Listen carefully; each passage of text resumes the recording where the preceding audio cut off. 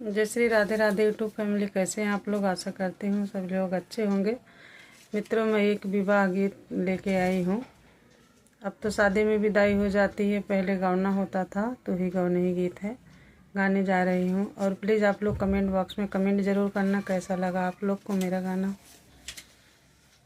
मैया पलंग चाड़ी बैठी तो बीरा सोया बीच हारे आई गई ने नौआ से बारी तो गवने के दिन लेके हारे आई गई ने नाऊ से बारी तो गवने के दिन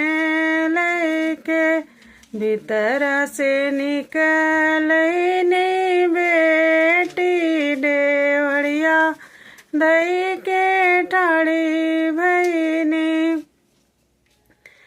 भीतर से निकलने बेटी डेवड़िया दई के ठाड़ी भईनी। बाबा से आरज कर बाबा लाख बारिश जिए तुहरी महलिया तो हमें नहीं रख पाया।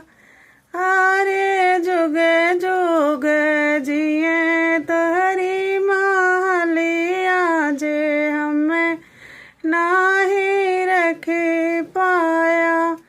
चुप रहा ये बेटी चुप रहा अब रो से चुप रहा।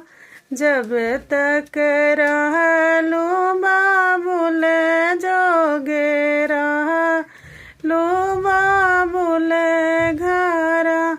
बेटी अब तो ही भइलू साजन जोगे जाओ साजन घरा। बेटी अब तो ही भइलू साजन जोगे जाओ साजन घर। जय श्री राधे राधे।